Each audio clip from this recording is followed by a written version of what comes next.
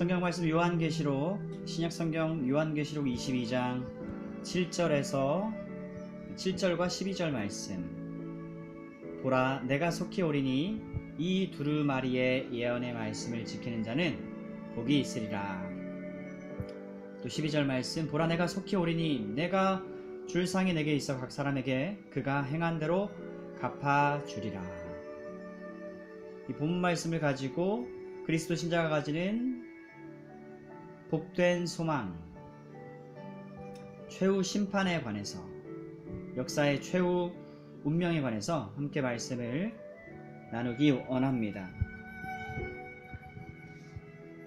여러분, 우리가 인류 역사 최후 결말을 보다 분명히 알면 여러 가지 면에서 우리는 유익을 얻게 됩니다. 불필요한 미래에 대한 불안과 두려움으로부터 해방됩니다. 현재를 가장 최선을 다해 살아갈 수가 있습니다. 가장 가치 있는 일, 우선적인 일, 영혼에 비추어서 유익한 일을 하는데 철저한 도움을 받습니다. 불신자를 향해서 복음 전도에 열심을 내게 됩니다. 왜냐하면 이 사실을 알지 못하는 사람들이 주변에 허다하기 때문이죠. 신자 중에서도 교회는 오래 다녔지만 이 점을 알지 못하는 사람들이 또한 많기 때문에 이 점을 잘 말씀으로 양육하고자 하는 그런 동기를 얻게 되는 것이죠. 무엇보다도 현재 내가 하는 모든 일 중에 가장 중요한 것은 주님을 믿는 일이고, 주님을 위해서 땀과 눈물을 흘려가며 수고봉사 하는 이 모든 일들이 쓸데없는 일이 아니라 세상에서 가장 쓸데있는 일이라는 사실을 깨닫게 됩니다. 그로 더욱 주의 일에 힘쓰는 자가 되는 것이죠. 주님을 더욱 간절히 뜨겁게 사랑하게 됩니다. 그러니까 이 장래에 대한 소망, 이 부분을 확실히 다지는 것은 참으로 중요하다라고 말씀을 안 드릴 수가 없습니다. 성경은 최후의 심판을 무엇라 규정하고 있습니까? 중요한 사실 한 가지를 먼저 말씀드리면, 그리스도 신자인 우리의 운명, 이것은요 최후 심판 때 비로소 그때 가서야 결정되는 것은 아니다라는 점입니다. 단지 우리의 운명이 선포되고 판결이 공표가 되는 것이고요. 그때까지 기다려야 우리 그 판결, 결말을 알 수 있는 거가 아닙니다. 그리스도 신자 우리의 운명은 이 세상에서요 이미 결정되어 있습니다. 요한복음 5장 24절. 내가 진실로 진실로 너희에게 이르노니 내 말을 듣고 또 나 보내신 이를 믿는 자는 영생을 얻었고 심판에 이르지 아니하나니 사망에서 생명으로 옮겼느니라. 사망에서 생명으로 이미 옮겨졌다. 헬라어 부정과거 시제, 이것은 성경에서 많이 사용이 되는데, 이미 일어난 일, 완료된 일, 그러니까 영생을 얻게 된다 장차가 아니라 이미 이 영생, 생명의 영역으로 옮겨졌어요. 미래의 장래의 심판에 이르지 아니하고요, 신자는 현재 이 영생을 소유하고 있다라는 이 중요한 말씀을 요한복음 5장 24절은 우리에게 들려주죠. 예수님이 하신 말씀이죠. 최후의 심판이 무엇인가? 이것은 구원받은 자들과 멸망당한 자들의 운명을 영원한 재판관이신 하나님께서 선포하시는 사건입니다. 판결이 그때 가서야 내려지는 게 아니라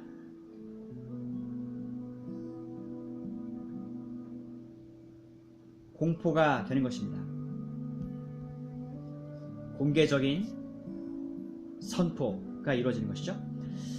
최후 심판은요 커다란 사건, 공개적인 사건이 될 겁니다. 전 세계, 온 우주적인 사건이라는 말씀입니다.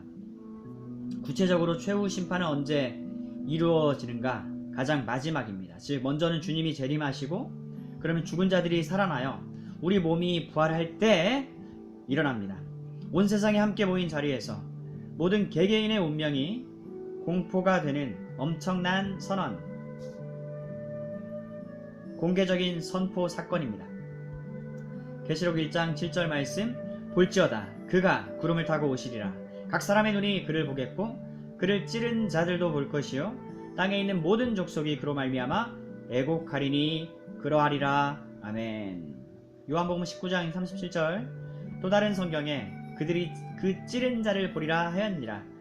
여기서 또 다른 성경이란 구약성경 스가랴 12장 10절 말씀, 그들이 그 찌른 바 그를 바라보고 그를 위하여 애통하기를 독자를 위하여 애통하듯 그를 위하여 통곡하기를 장자를 위하여 통곡하듯 하리로다. 최후 심판의 목적 중요합니다. 단 한 가지인데요. 하나님의 영광. 하나님께 영광을 돌리지 않아 온 사람들 앞에서 하나님의 영광을 최종적으로 선언하는 것입니다. 이 점은 당연히 하나님께 영광을 돌려온 신자들에게도 여전히 복되고 영광된 사건이 아닐 수가 없죠. 성경은요, 죄의 본질은 하나님께 영광 돌리는 것을 거부하는 것이라 말씀하고 있습니다. 사단이 하나님을 대적했을 때 하나님의 영광을 그는 손상시키고자 했습니다. 하지만 온 우주 주관자 하나님의 영광은요, 최상의 것이고 모든 것 위에 뛰어납니다.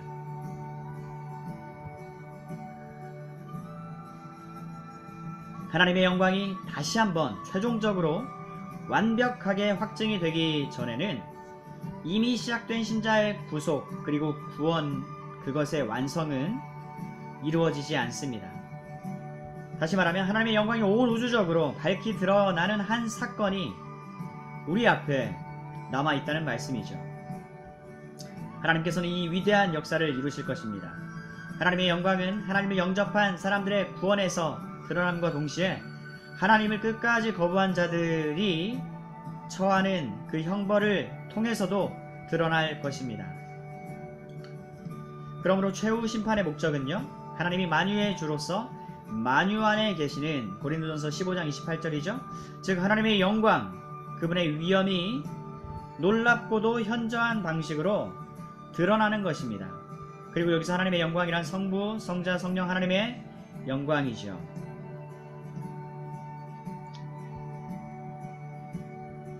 최후 심판은 이 땅에 존재한 모든 인류가 그것을 향해 나아가고 있는 장차 일어날 커다란 공적인 사건입니다.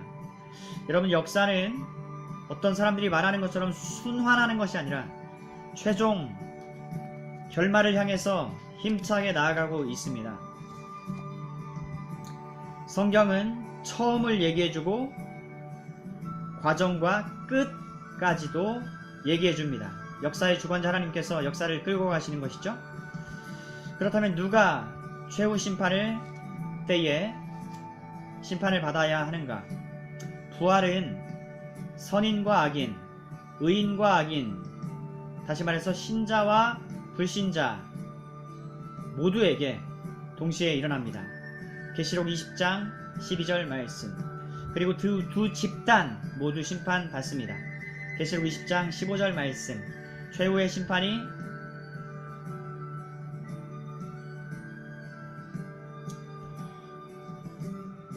이미 확정되어져 있는, 결정되어 있는 그 판결을 공포하는 것이다 라고 하는 말씀을 드렸죠.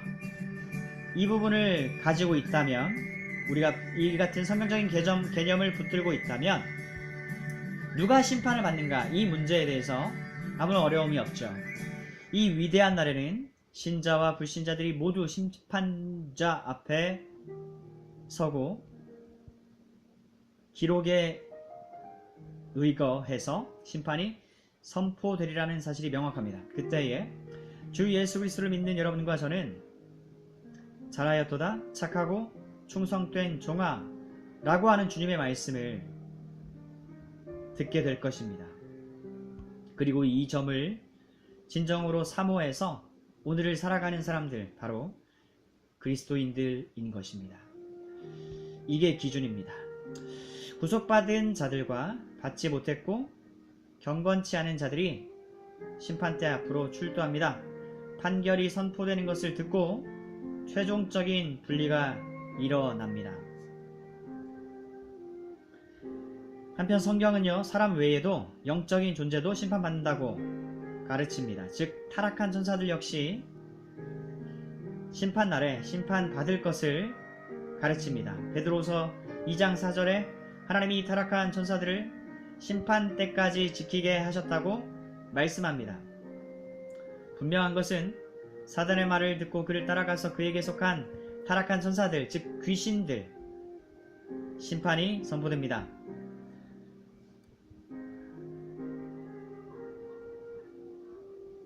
바로 이 지점에서 신자된 우리는, 그렇다면 신자가 받는 심판은 어떠한 성격의 것인가 궁금해 하실 것입니다. 누가복음 12장, 고린도전서 3장, 고린도후서 5장에 나오는 심판은 무엇이냐 하는 것이죠. 누가복음 12장 47, 8절에 주님은 매를 많이 맞을 종과 적게 맞을 종에 대해서 말씀을 합니다. 즉 판결에는 구분이 있는 듯해 보입니다. 고린도전서 3장 13절 말씀에 매우 분명히 말씀합니다. 각 사람의 공적이 나타날 것이다. 그 날이 공적을 밝히 드러낸다. 때문에 우리는 십자가에 못 박히신 예수 그리스도라고 하는 단 한 가지 유일하고 확실한 터 위에서 우리의 모든 활동들을 세워가도록 대단히 주의를 해야 하겠습니다. 주님, 우리에게 지혜가 필요합니다. 모든 사람의 행한 일이 시험받을 것입니다. 측정이 이루어지는데 각자의 공력이 불로 시험받을 것이다 라는 말씀이 기록되어 있죠. 불로써 시험받는다. 하지만 바울은 사람이 공력이, 즉 사람의 행위, 일, 한 것, 그처럼 타버린다 해도 자신은 구원을 받는다. 불 가운데서 받은 것 같으리라. 신자들에게는요, 불신자와는 다른 종류의 심판이 있을 것이라는 말씀을 성경은 줍니다.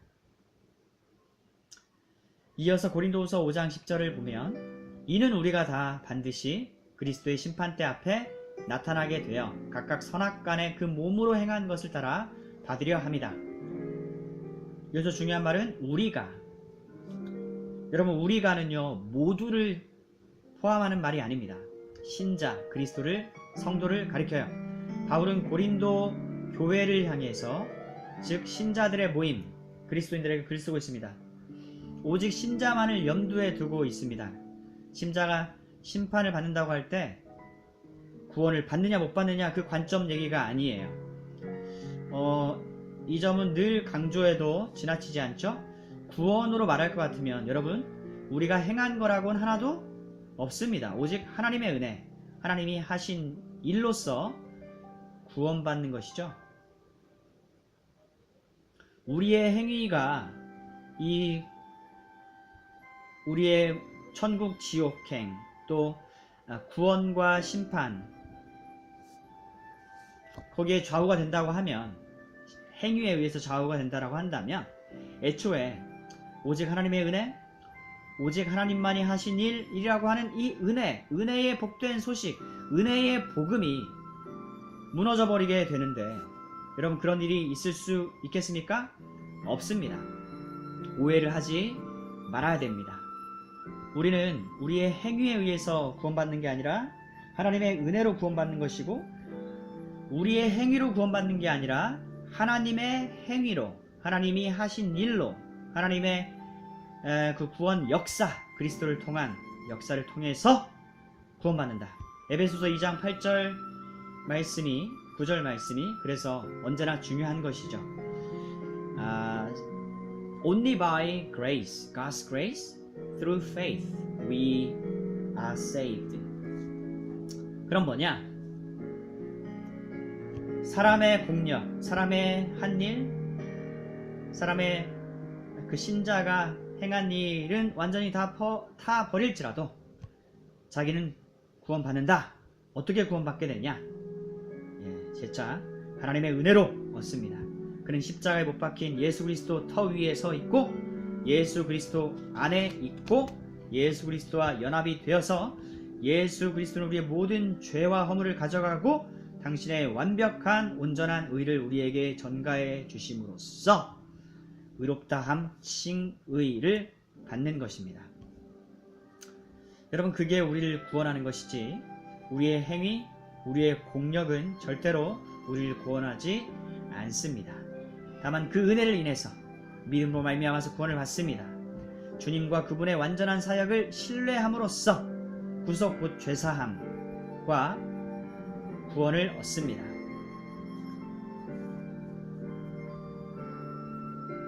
신자는 모두 영광 가운데 있게 될 것입니다. 신자는 모두 구원 받을 것입니다.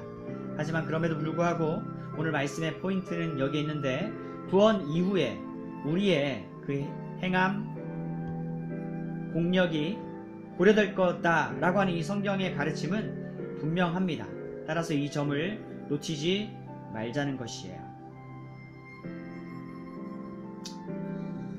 그래서 오늘 이 점과 관련해서 우리 사도 바울을 한번 볼 필요가 있습니다.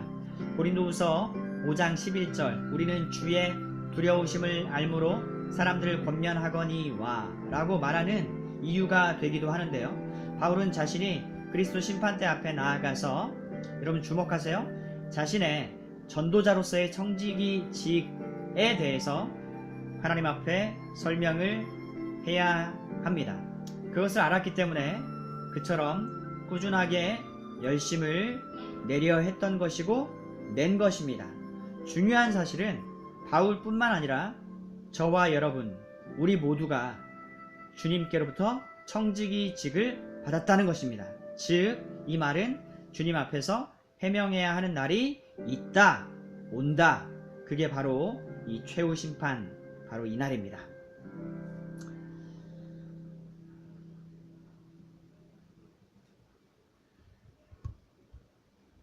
여러분, 우리가 분명히 아는 사실은 그리스도인으로서 우리가 행한 일에 따라서 구분이 있다라고 하는 사실입니다. 왜 그래요? 성경이 이 점을 말해주고 있어요. 때문에 이 점을 언제나 염두에 두는 것은 그리스도인으로서 우리에게 올바르고 좋은 일입니다. 우리는 모두 우리 몸으로 행한 것에 대해서 설명을 해야 됩니다. 계시록 14장은 그들의 행한 일이 따르는 복된 죽음에 대해서 말씀을 합니다. 계시록 14장 13절 말씀. 오늘 우리는 종말론에 관한 주제를 살펴보고 있습니다. 최후 심판. 그런데 이 구원론의 핵심 진리라고 할 수 있는 칭의에 대한 얘기를 한 번 더 해야 되겠습니다. 여러분, 그리스도인이 된 이상 우리의 양심이 새로워지고 우리의 영혼이 하나님 앞에서 살아났습니다. 다시 말하면 우리는 책임 있는 존재로 하나님 앞에서 살아가는 존재들이에요. 칭의와 관련해서 의롭다함을 받기 위한 행위란 존재하지 않습니다. 다만 신자는 의롭다함을 받은 사람이기 때문에 하나님 나라 시민, 하나님의 자녀라고 하는 그 신분에 걸맞는 삶이 따른다는 것이에요. 그 의미에서 선행이고 행위입니다. 또 디도서 2장 14절 말씀, 착한 일에 열심인 친백성 삼기 위해서 우리를 구원하셨다라고 하는 하나님의 그 구원 계획 의도가 또 나와 있지 않습니까? 신자가 된 이상 여러분과 저의 모든 활동은요, 이제는 모두가 다 공적인 게 돼요. 나 혼자서 개인적으로 사적인 행동을 해도 그것 또한 공적인 것이 되는데, 왜 그래요? 하나님의 존재, 그분의 임재를 늘 우리는 의식하며 살아가는 사람들이 되었기 때문에 그렇습니다.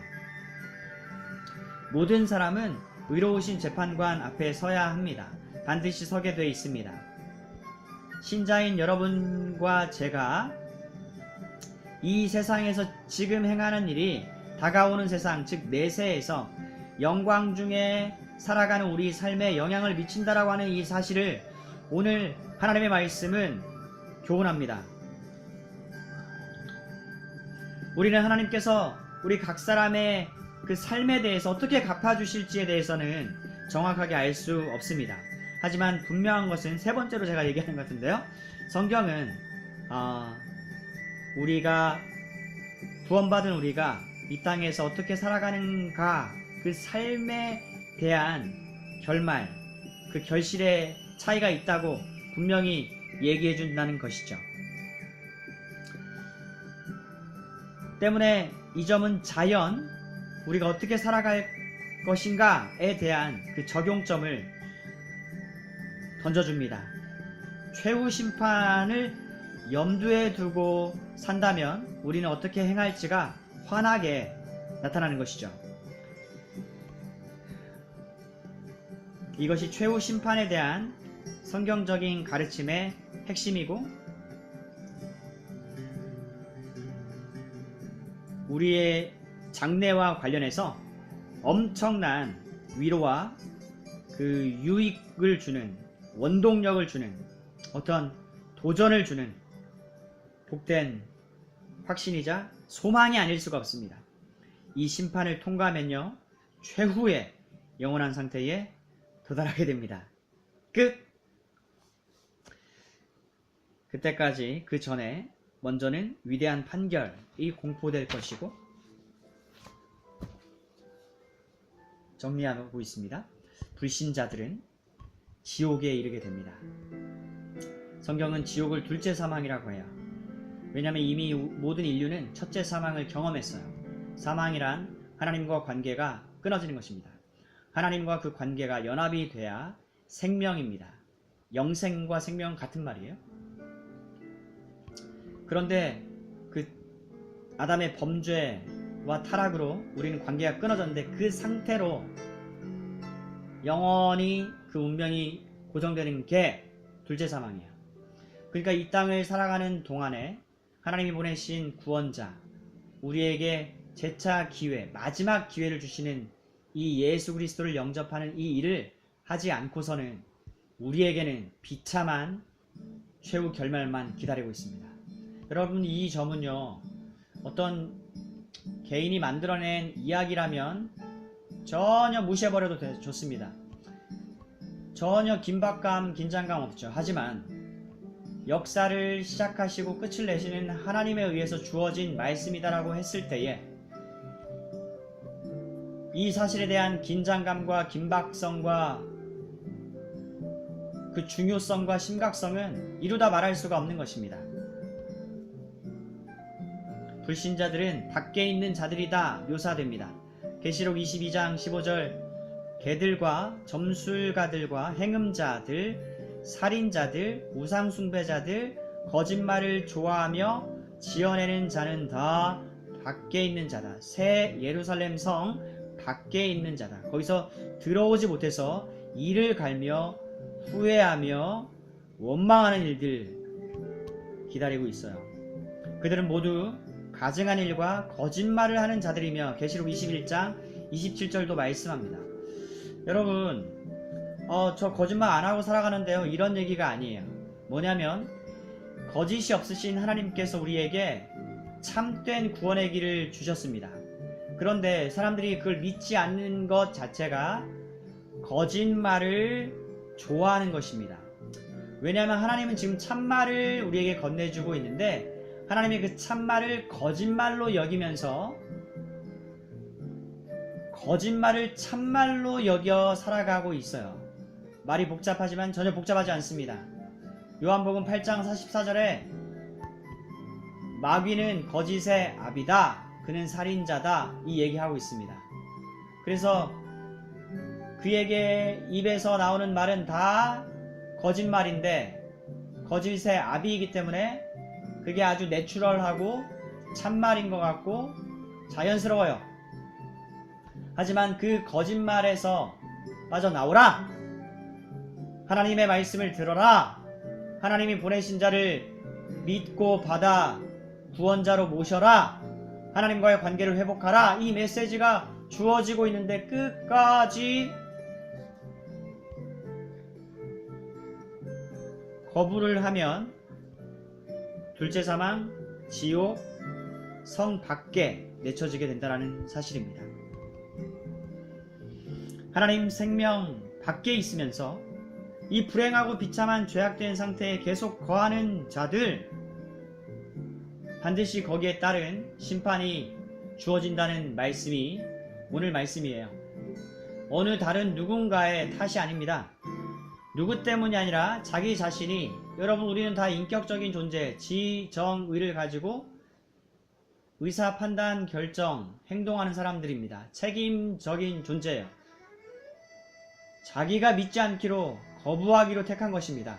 그 일에 대해서 자신이 책임을 지는 것이지 어느 누구의 탓을 댈 수 없습니다. 하나님이 그렇게 하신 거 아닙니까? 이 자체가 이미 그 사람이 거짓 속에 있다, 생명이 없음을 여실히 보여주는 증거라는 것이죠. 중요한 사실은 영원한 생명, 영원한 멸망, 공통점 뭐예요? 영원한 이라고 하는 말입니다. 그래서 여러분, 성경은 처음 창세기부터 끝 계시록까지 불신자에게 주는 메시지는 단 한 가지밖에 없어요. 지금 멸망의 상태에 있다, 심판받는 일에서 속히 돌아서라, 주 예수 그리스도께로 돌이켜라 뿐입니다. 그게 불신자에게 주는 메시지의 전부이고요. 나머지는 성경 모두가 다 하나님이 보내신 구원자 예수 그리스도를 믿어서 하나님 자녀, 하나님 나라 백성된 신자에게만 주는 메시지로 가득해요. 그래서 성경은 사랑하는 자에게 주는 연애 편지와도 같은 것입니다. 신랑이신 하나님께서 신부인 교회, 즉 모든 그리스도 신자에게 주시는 메시지, 사랑하기 때문에 주시는 편지글, 러브레터인 것입니다. 그래서 요한계시록의 중요한 목적 중에 하나는요, 우리 그리스도 안에 신자들의 최종적인 운명을 알도록 도와주는 것입니다. 그리고 그것은 최후 심판에서 가장 영광스럽게 드러난다라고 하는 점입니다. 계시록 21장에서는 신자의 운명이 완벽하게 드러나요. 얼마나 멋지게 새하늘과 새 땅이 묘사되어 있는지 모릅니다. 베드로 후서 3장에서는 이렇게 말씀합니다. 우리는, 여기서 또 우리란 말 사용됐어요. 우리예요. 우리에 포함되지 않은 이들도 있어요. 우리는 의가 있는 곳인 새하늘과 새 땅을 바라보도다. 후서 3장 13절입니다.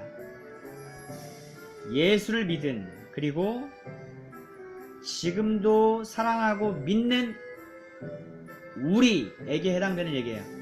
여러분과 저는 그곳에 있을 것입니다. 우리는 부활에 있을 것입니다. 우리 몸은 부활해서 영광스럽게, 영화롭게 되었을 것입니다. 여러분, 사람이 거듭날 때 영혼이 새롭게 태어납니다. Regeneration, 거듭남, 중생, 신생, 새 생명. 예수님 재림 때에는 우리의 몸도 완벽하게 구속받습니다. 그래서 몸과 영혼 모두가 완벽하게 구속을 받을 복된 소망이 우리 모든 그리스도인들 눈앞에 남아있는 거예요. 사람의 몸과 영혼 모두가 완벽하게 구속을 받아서, 즉 죄로부터 완전히 해방이 돼 있을 것입니다. 여러분, 이런 완전한 상태에서 우리는 무엇을 하게 될까? 여러분, 나의 몸이 부활하고 구속되는 이유가 무엇이겠습니까? 새 하늘과 새 땅에서 그 몸을 가지고 영원토록 살기 때문에 그렇습니다. 영원히 살게 될 몸을 받는 거예요. 그래서 부활장인 고린도전서 15장은 썩영강신이라고 하는 신자의 부활된 그 몸을 설명해 주잖아요. 썩지 않고 영광스럽고 강하고, 다시는 뭐 빌빌대고 질병, 천만의 말씀, 신령한 그러한 몸을 받게 돼요. 언제? 예수님 재림 때 최후 심판을 거쳐서 영원한 새하늘과 새 땅에서 새 예루살렘 성에서 거하게 되는 것입니다. 천국에서 거하게 된다라는 말씀입니다. 여러분, 현재의 땅과 하늘은 멸망하리라는 것을 기억하시기 바랍니다. 지금 이 세상은 지나가는 세상이다라고 제가 말씀드렸는데 이 점을 기억하시기 바랍니다. 장차 임할 세상, 지금 힘차게 다가오는 세상이 있어요. 때문에 현재의 땅은 체질은 뜨거운 불에 풀어지고, 베드로후서 3장 10절 말씀이죠. 엄청난 붕괴가 있을 것입니다. 물론 해석상 여러 의견이 있겠죠. 하지만 분명한 커다란 사실 한 가지는 현재의 땅과 하늘로부터 모든 죄가 다 타버려서 세상이 크게 달라진다. 이 변화는 너무나 커서 새로운 탄생이다, 새로운 창조다 라고 묘사할 정도라는 것이 성경은 교훈해 줍니다. Reformed Theology, 즉 종교개혁 신앙을 가진 신자들은요, 현재의 땅과 하늘이 악으로부터, 죄로부터 해방되어 사실상 완전히 새롭게 될 것이라고 역사적으로 가르쳐 왔습니다. 중요한 것은 계시록 21장에 묘사된 것 같이 슬픔, 탄식이 전혀 없는 완벽한 상태에 거하게 된다라는 점이고요. 이 천국은 하나님이 그의 장막을 사람들 중에 두시는 겁니다. 하나님이 이제는 다시는 그의 백성과 결별됨 없이 함께 거하신다라니까요. 그 완벽한 세상에서의 삶이 우리를 기다리고 있습니다. 새 예루살렘이 잘 단장한 신부와 같이 신랑 예수 그리스도, 그리고 예수 그리스도께서 그 아버지께서 제게 주신 백성들입니다 라고 아버지께 바칠 때 그 신랑 되시는 아버지 하나님께서 보시도록 잘 단장된 신부와 같은 교회, 완성된 교회, 새 예루살렘이 땅으로 내려온다. 계시록 21장 2절이 말씀합니다. 우리가 살 곳은 바로 이 영원한 하나님 나라 천국입니다. 그때 여러분, 이사야 구약 선지자가 11장, 이사야 또 65장에서 예언한 일의 그 성취를 보게 됩니다. 이리가 어린 양과 함께 살며 사자가 소처럼 풀을 먹을 것이다. 이사야 11장 6절 7절 말씀인데요. 즉 그때에는 더 이상 자연이 잔악하게 싸우지 않고, 로마서 8장 21절 전체 피조물이 타락의 속박으로부터 벗어나 하나님의 자녀들의 영광의 자유에 이르게 된다. 여러분, 사람만이 아니라 모든 하나님의 피조된 세계가 영화롭게 영광스럽게 될 것입니다. 이게 영원한 상태에 대한 성경의 가르침이고, 우리가 천국이라고 부르는 것은 하나님이 인류에게 계획하신 이 완벽한 세상을 가리키는 것이며, 이곳에서 영원히 주와 함께 거하게 되는 것입니다.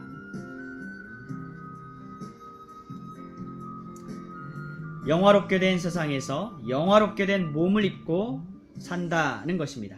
하나님이 우리와 함께 거하십니다. 그리고 이 모든 것은 시간 문제입니다. 여러분, 우리는 이 과거, 현재, 미래라고 하는 이 시간의 틀에 우리는 종속돼 있어요. 과거와 현재는 보지만 미래는 너무나 까마득하죠. 하지만 하나님 어떤 분이십니까? 시간을 초월해 계시는 분으로서 하나님 앞에는 영원한 현재만 있습니다. 그럼 뭐가 중요한 문제냐? 이때까지 말씀드린 이 모든 것에 대해서 과연 하나님이 이렇게 계획을 했느냐 하지 않았느냐? 만약에 계획을 했다면 이것은 성취를 뜻하는 것이기 때문에 관심을 기울일 필요가 있는데, 중요한 것은 하나님의 말씀, 친히 하신, 기록하신 말씀, 성경이 이 점을 우리에게 알려준다는 것입니다.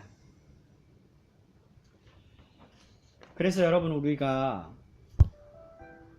중요하게 여길 것은요, 그리스도 신자들인 우리에게 있어 가장 중요한 것은 영원히 하나님의 영광을 즐거워하는 것, 그 영광의 빛을 받아서 다시 반사하는 것, 그 가운데에서 자라나며 결국에는 eventually, finally, ultimately 항상 주와 함께 있을 것이라고 하는 사실을 힘써 하는 것입니다. 데살로니가전서 4장 17절 말씀입니다. 그래서 우리는 서로 만날 때마다 서로를 encourage 하는 사람이라고 그랬죠. 신자로서 우리의 영원한 상태와 운명에 대해서 서로 함께 나누어 줌으로써 우리가 encourage 받고 이 복된 소망을 붙잡고 거기에 걸맞는 현재 오늘의 삶을 살아갈 수 있기를 주님의 이름으로 축원을 드립니다.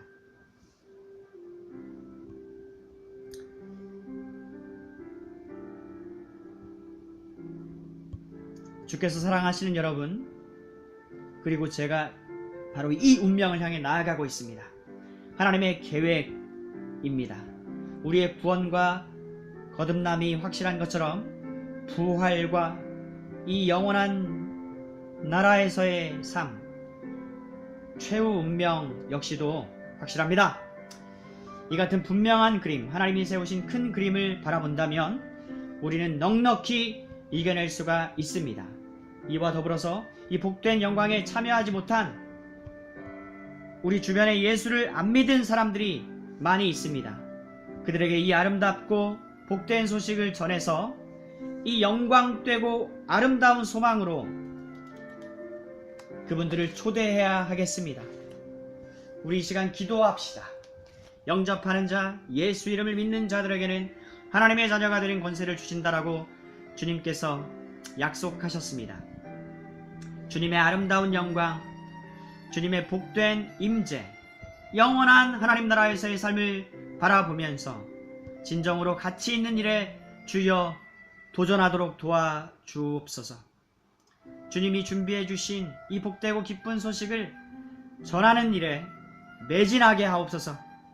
이제는 우리 주 예수 그리스도의 충만하신 은혜와 하나님 아버지의 끝이 없으신 사랑과 성령의 친밀한 교제가 오늘 주님의 말씀을 듣고 이 믿음 더욱더 굳세고 이 소망 더욱더 견고히 하여서 구원의 완성을 향해서 또 오늘 우리에게 주어진 이 생 오직 주의 일, 주님의 영광을 위해 살다가 가게 하옵소서. 주 앞에 서게 하옵소서.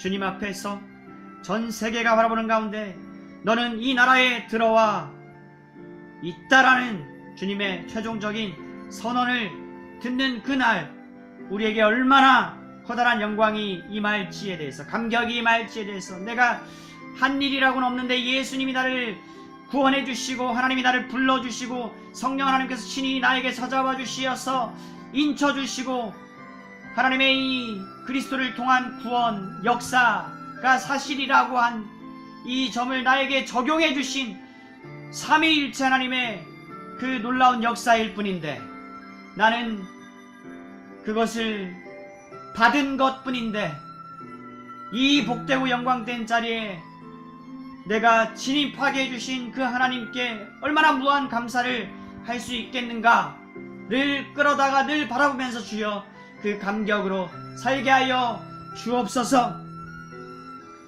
예수님의 이름으로 기도하옵나이다. 아멘.